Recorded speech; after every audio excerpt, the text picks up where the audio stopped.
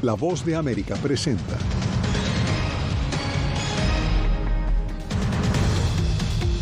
Liberadas por motivos humanitarios, 2 estadounidenses en poder de Hamás mientras el conflicto se recrudece. Desde Egipto, el secretario general de la ONU impulsa el ingreso de ayuda humanitaria a Gaza. Además, la Cámara de Representantes continúa sin liderazgo. Y 5 candidatos se disputarán el domingo la presidencia de Argentina.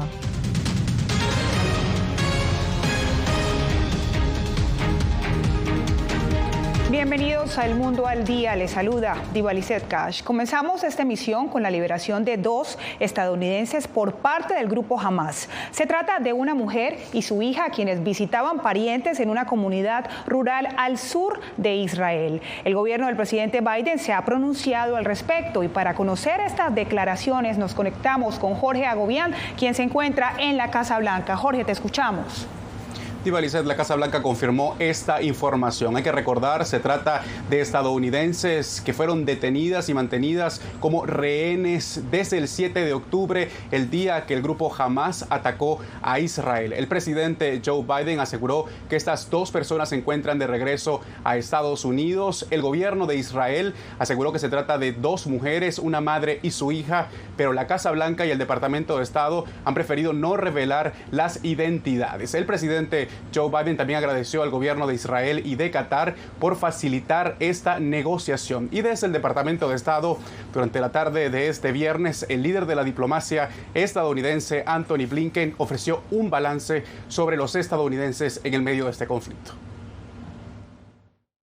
But there are still 10 additional Americans who remain unaccounted for. Todavía hay 10 estadounidenses más cuyo paradero es desconocido en este conflicto. Sabemos que algunos están en poder de Hamás, junto con otros 200 rehenes en Gaza. Esto incluye hombres, mujeres, niños, niñas y ancianos de muchas naciones. Cada uno de ellos debería ser liberado. La muerte de 32 estadounidenses desde el pasado 7 de octubre en Israel. Por otro lado, también la portavoz del mandatario Joe Biden dijo durante esta jornada que el presidente sostuvo una llamada telefónica con el primer ministro de Israel. En esa llamada, el presidente Joe Biden volvió a recalcar el apoyo de Estados Unidos a Israel y su derecho de defenderse ante el grupo Hamás, pero también destacó la necesidad de que Israel trabaje y actúe bajo leyes de guerra y aseguró que debe asegurarse también la posibilidad de que se eviten muertes por parte de este grupo a civiles. Ese es el reporte hasta ahora desde la Casa Blanca. Vuelvo contigo, Diva Lizeth. Gracias a Jorge Agobián. Por supuesto, seguiremos atentos a esta noticia. Mientras tanto, Celia Mendoza nos reporta que según militares israelíes, la mayoría de los rehenes en Gaza siguen vivos. Sin embargo, a ambos lados de la frontera continúan los bombardeos y se espera una ofensiva contra Hamás por aire, tierra y mar. La Casa Blanca y el ejército de Israel confirmó este viernes que el grupo islamista Hamás liberó a 2 estadounidenses que tenía como rehenes. Según reportes, se trata de Judith Raanan, de 59 años, y Natalie Raanan, de 17. Inicialmente se dijo que fue una liberación por razones humanitarias. Esto mientras el conflicto se intensifica luego de una explosión en una iglesia ortodoxa griega en Gaza la noche del jueves. Dejó varios muertos y heridos. El lugar alberga a familias desplazadas. La autoridad palestina dijo que habían muerto 18 personas y acusa a Israel de haber atacado el templo. Por su parte, Tel Aviv dijo que fue un daño colateral en un ataque a otra edificación. A las 12 de la noche, el campamento de Noor Shams fue completamente invadido, con francotiradores tomando posiciones en los tejados y disparando contra los peatones y cualquier cosa que se moviera. El primer ministro del Reino Unido, Rishi Sunak, se reunió este viernes con el presidente egipcio Abdel Fattah el-Sisi, quien pidió que las 2 naciones se unan para que la región no caiga en una guerra. Sunak recalcó en la importancia de la llegada de la ayuda humanitaria, pero esta sigue retrasada. Creemos firmemente en proporcionar ayuda humanitaria adicional a Gaza y esperamos desempeñar un papel importante junto con Egipto y asegurarnos de que la ayuda pueda llegar a la gente lo más rápido posible. El ejército israelí dijo este viernes en un comunicado que consideran que la mayoría de los rehenes secuestrados por el movimiento islamista palestino Hamas durante su ataque del 7 de octubre están vivos. Espero que nos escuchen y nos sientan como nosotros lo sentimos todos los días. El ambiente es tenso en Israel, mientras el gobierno anuncia que se prepara para una incursión por tierra, aire y mar, y al mismo tiempo dice que está lista la segunda fase. El ministro de Defensa de Israel, Yoav Galán, ordenó a las tropas terrestres prepararse para ver Gaza desde adentro, insinuando el inicio de una ofensiva destinada a terminar con los militantes de Hamas en Gaza y que estaría próxima a comenzar. Celia Mendoza, Voz de América. Y el primer contingente de camiones con ayuda vital está por entrar a Gaza, mientras que la ONU está tratando de fortalecer los diálogos en el área. Nos conectamos con Ángela González, que se encuentra en la sede de Naciones Unidas en Nueva York. Ángela, ¿qué ha dicho el secretario general sobre el desarrollo de estas conversaciones? ¿Hay avances? Divalicet, continúan los esfuerzos por parte del secretario general desde Egipto y pues en su discurso ha dicho que no ve posible una solución sin la creación de un Estado independiente palestino al lado de Israel y bajo garantías de seguridad mutua y también del respeto de acuerdos internacionales que ambas partes establecieron. En espera de que se cumpla el anuncio de Israel de que no bloqueará la ayuda humanitaria, 20 camiones con suministros vitales podrían entrar a Gaza en cualquier momento. Lo que se necesita es un flujo continuo de ayuda. No se trata de un envío puntual de 20 camiones y luego nada. Este es realmente un llamado a un acceso humanitario continuo y seguro, con condiciones de seguridad que permitan a mis colegas en Gaza hacer lo que deben hacer, que es controlar a los desplazados internos, administrar los centros de salud y distribuir agua y alimentos. La ONU reporta que el número de sus empleados muertos asciende a 16. Al menos 900 mujeres han quedado viudas por los bombardeos y un 30% de las viviendas están destruidas en Gaza. Además, un porcentaje de la población que se desplazó hacia el sur está regresando hacia el norte ante la falta de refugio y garantías de seguridad. Después de que continuaron los bombardeos en el sur, escuchamos testimonios de personas que decían, también podría morir en mi propia casa. Entonces regresan al norte. Y ayer escuché de una persona que dijo que sus suegros decidieron regresar a su casa en el norte y murieron durante la noche en un ataque aéreo. Según la Oficina de Derechos Humanos, han recibido informes de que 69 palestinos, entre estos 15 niños y una mujer en Cisjordania, han muerto por las fuerzas de seguridad israelíes y se producen desplazamientos en esta zona. Y los esfuerzos también se concentran no solamente en la entrada de los camiones con suministros a Gaza, sino también en poderlos retornar a Egipto para poder justamente reponer los suministros. Y también otras de los esfuerzos que tiene la ONU es justamente desescalar el conflicto, en especial con los últimos acontecimientos en Cisjordania. Divalicet. Gracias a Ángela González en Nueva York. Y pasamos a Washington porque las consecuencias del conflicto entre Israel y el grupo militar Hamas traspasan fronteras. Julia Riera nos cuenta cómo durante la última semana personas de todo el mundo han salido a las calles para condenar la violencia que se vive en Medio Oriente. Mientras se recrudece el conflicto entre Israel y Hamas y aumenta el número de desplazados, manifestantes salen a las calles alrededor del mundo. En Chile, decenas de personas protestaron frente a la embajada de Israel para condenar los ataques de ese país en Gaza. ¿Por qué ellos matan niños? ¿Por qué mujeres? Si las mujeres no trabajan en Hamas, los niños no saben, ellos no pueden dormir.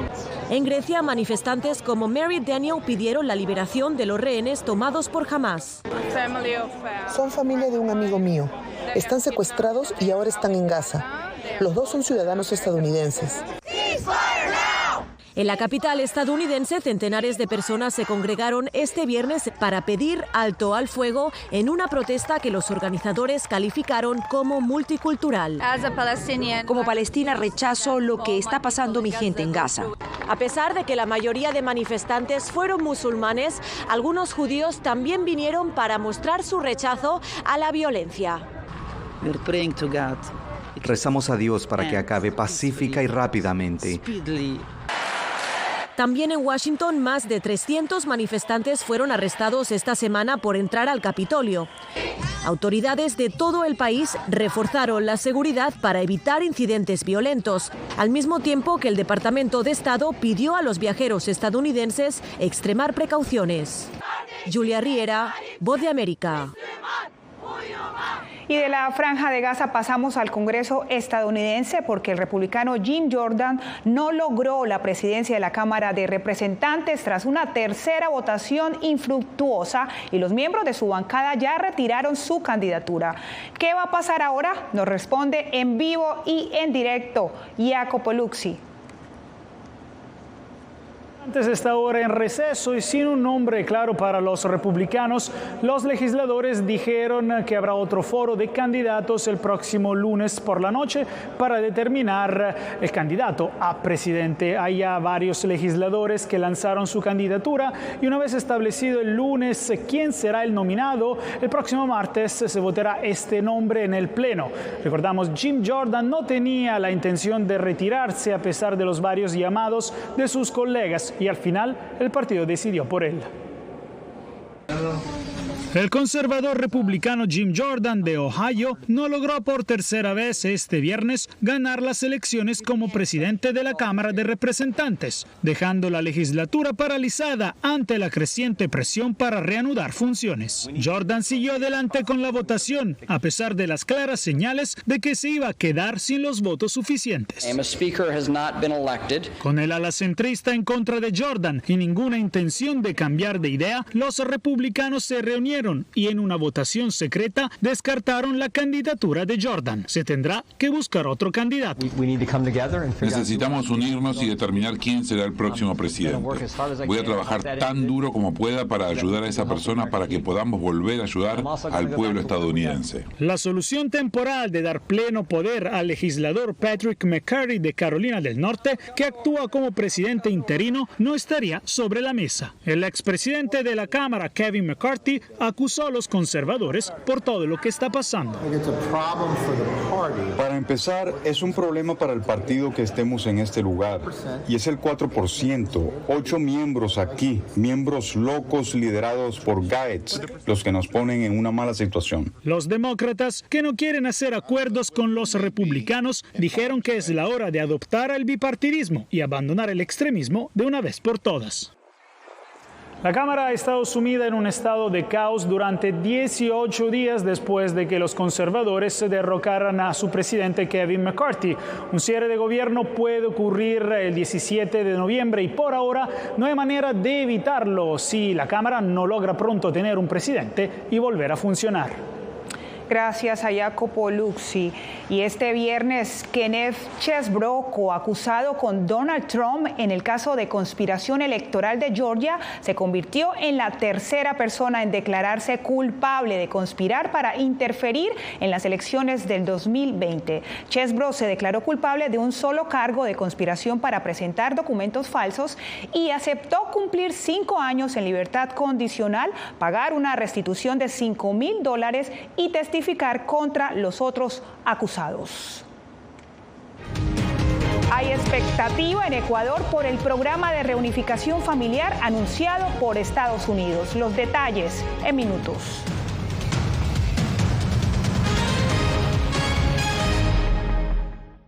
Hola, soy Natalí Salas Guaitero, conductora de La Voz de América. Desde pequeña desarrollé un gran deseo por darle voz a aquellos que son invisibles por una u otra razón. Ya ha sido reforzada. Me enorgullece ser parte de La Voz de América, un equipo en el que la ética y la búsqueda de la verdad siempre son el norte. Ser periodista es una gran responsabilidad porque somos defensores de principios de libertad y para mantenerlos, la prensa libre importa.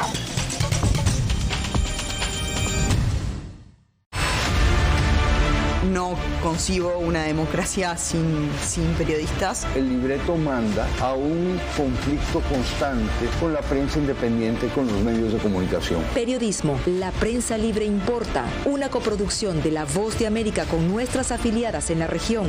Se ejerció esta profesión con mucho miedo. ¿Cuántos periodistas van muertos ya? Por decir la verdad.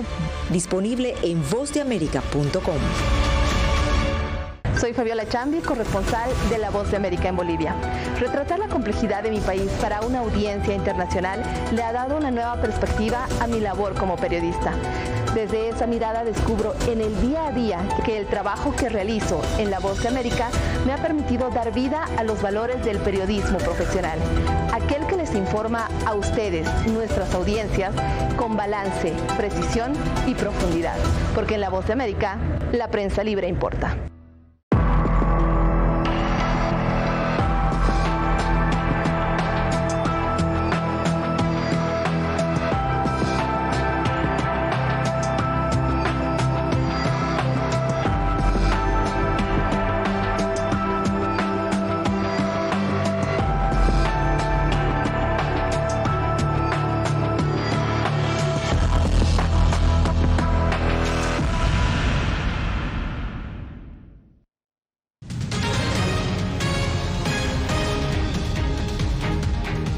En Argentina, por lo menos 35 millones de argentinos se preparan para las elecciones presidenciales este domingo. Desde Buenos Aires, Gonzalo Báñez Villar nos muestra cómo en el país que sufre ahora una inflación de más del 120% anual, 5 candidatos aspiran a quedarse con la presidencia.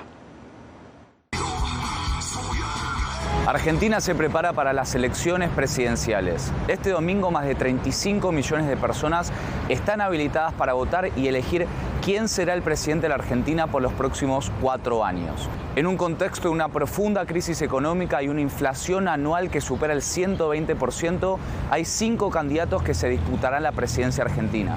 Aunque, según las encuestas, Javier Milei es el favorito. Si ustedes ven como yo la impunidad y la justicia, entonces, si ustedes quieren cambiar este sistema decadente, a ustedes sí, quiero pedirles que me acompañen con el voto. Quienes ilusionan con llegar a la segunda vuelta electoral son Sergio Massa, candidato del oficialismo y actual ministro de Economía, y Patricia Bullrich, opositor y referente de la centroderecha nacional. Vamos a llamar a la construcción de un gobierno de unidad nacional que deje sentada 10 políticas de Estado. De un lado tenemos los que hace 20 años nos vienen destruyendo el país.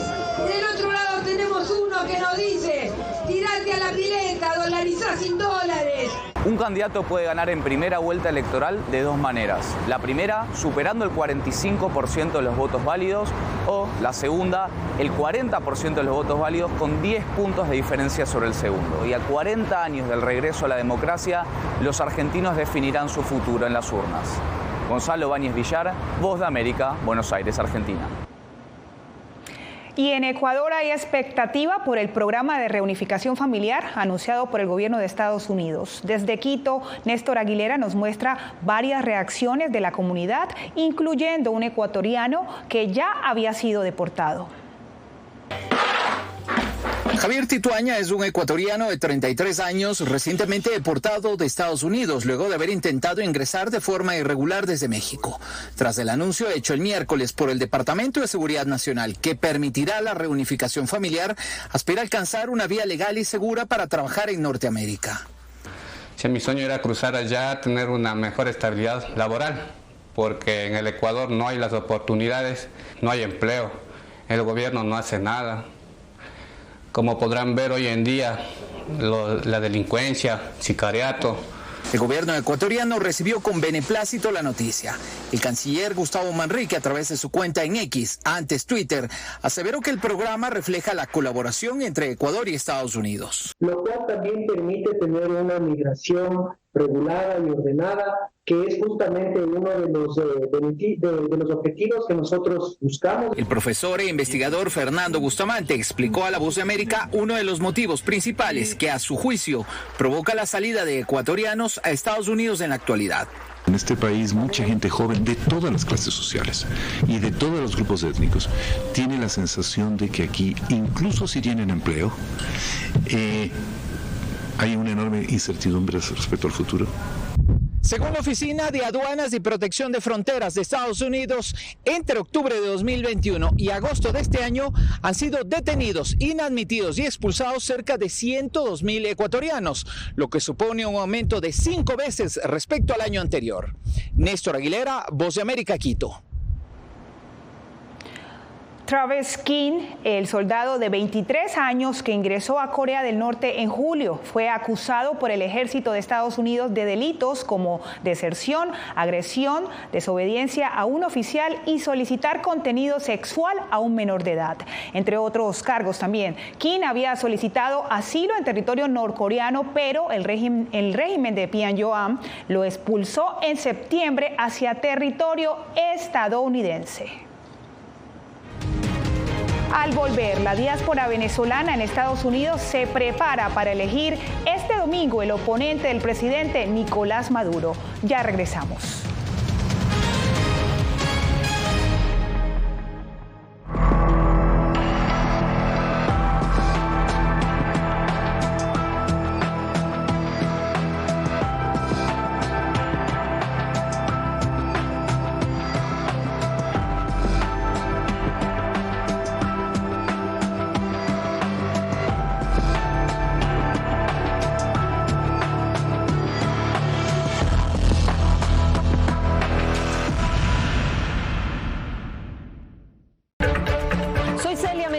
Corresponsal internacional de La Voz de América.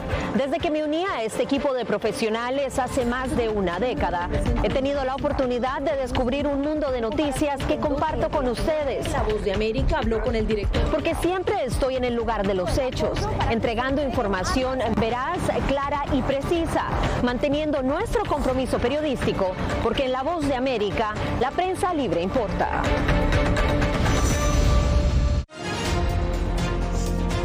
Actualidad. Que la inteligencia artificial va a estar presente en nuestro día a día. Intentan sacarse de encima a trabajadores. Análisis. El cambio climático está teniendo muchísimos impactos que afecta siempre a los más vulnerables. La región necesita ayuda. Debate. Proteger a las escuelas con armamentos. Es una total ridícula, es algo inverosímil. Con la información más allá de los titulares. Todas las semanas por La Voz de América. Desde Washington, le saluda Gonzalo Abarca. Hola, soy Oscar Ortiz Barahona, corresponsal La Voz de América. Ser La Voz de América desde Honduras me permite conectarme con todos ustedes, nuestras audiencias en todos los países del continente, ofreciendo información veraz sobre los temas que más te impactan. Honduras y los Estados Unidos han ejercido labores humanitarias en 40 viviendas. Desde perspectivas humanas y con base en hechos, te informamos para que seas tú quien formes tu propia opinión, porque La Voz de América, la prensa libre, importa.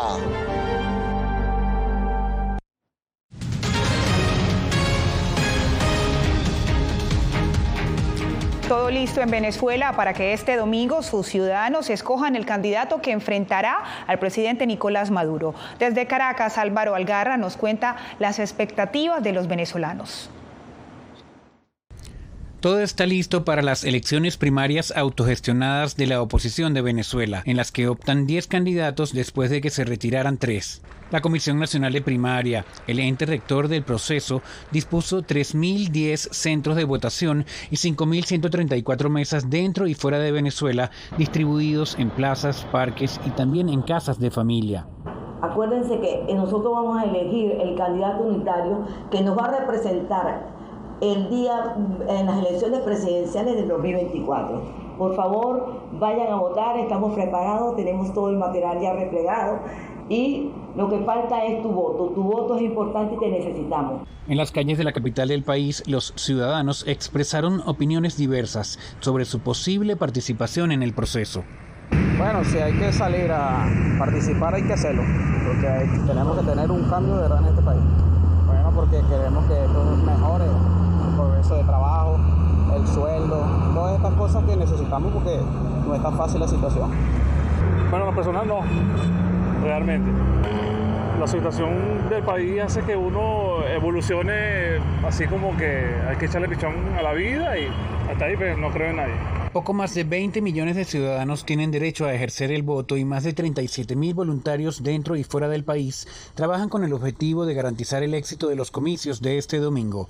Álvaro Algarra, Voz de América, Caracas.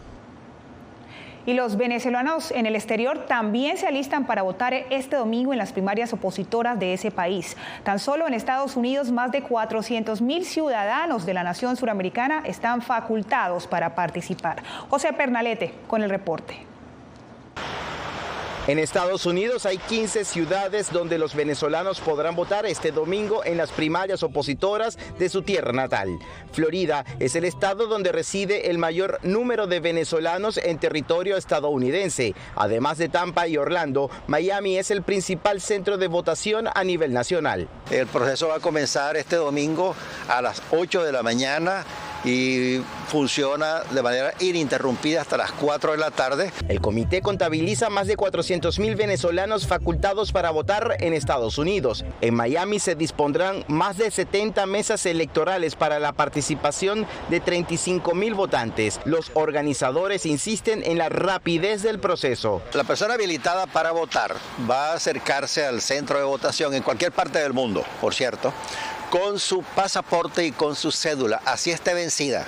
El voluntariado será importante en lugares como el centro de votación al sur de Florida, que es el más grande de Estados Unidos, el Miami-Dade College West Campus. Sin embargo, los testigos de mesa y partidos políticos también estarán presentes ese día. Es necesario votar porque hemos rescatado un espacio de participación demasiado importante para todos nosotros, como lo es el ejercicio del sufragio. Desde Venezuela, el presidente de la Asamblea Nacional, Jorge Rodríguez, ha dicho que si un precandidato inhabilitado opositor triunfa en estas elecciones primarias, no será reconocido por Miraflores. José Pernalete, Voz de América, Miami. Recuerde que la ampliación de esta y muchas otras noticias está al alcance de su mano escaneando el código QR que ve en pantalla. Este lo direccionará a nuestra página web vozdeamerica.com. Más información al volver en El Mundo al Día. Hola, soy Natalí Salas Guaitero, conductora de La Voz de América. Desde pequeña desarrollé un gran deseo por darle voz a aquellos que son invisibles por una u otra razón. Ya ha sido reforzada. Me enorgullece ser parte de La Voz de América, un equipo en el que la ética y la búsqueda de la verdad siempre son el norte. Ser periodista es una gran responsabilidad porque somos defensores de principios de libertad y para mantenerlos, la prensa libre importa.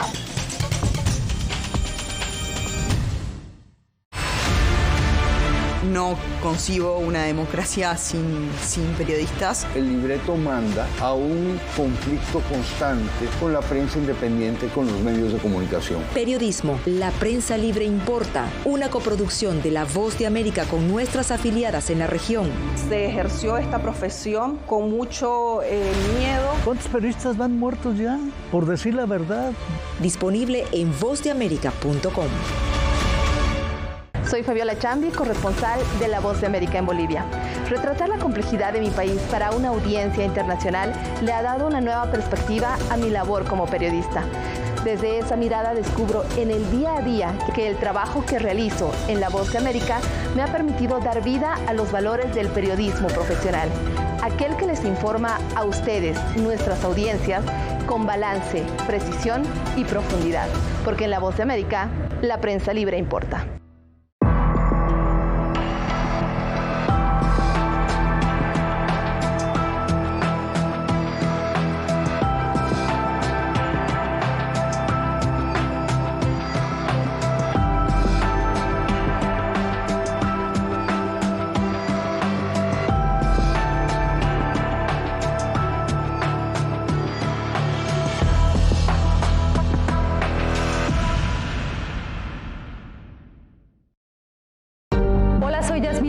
Periodista de La Voz de América y presentadora del noticiero El Mundo al Día. Informar desde la capital de Estados Unidos es uno de mis mayores logros. Desde Washington, D.C. tengo la oportunidad de llevarles a ustedes las voces que claman por la democracia y los derechos humanos.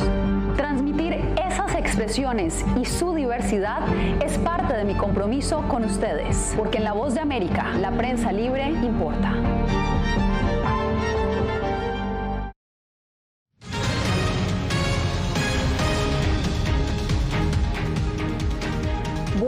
de la temporada del cempasúchil o flor de los muertos. Y sí, se avecina el Día de los Muertos en México, por lo que ya las calles, las casas y hasta los cementerios se adornan de este color naranja floral. Una temporada donde los floricultores esperan aumentar sus ventas y donde los mexicanos, por supuesto, construyen altares usando esta flor, de la que se cree su aroma atrae las almas y las hace regresar. Y con el cempasúchil nos despedimos de esta semana, así que hasta la próxima.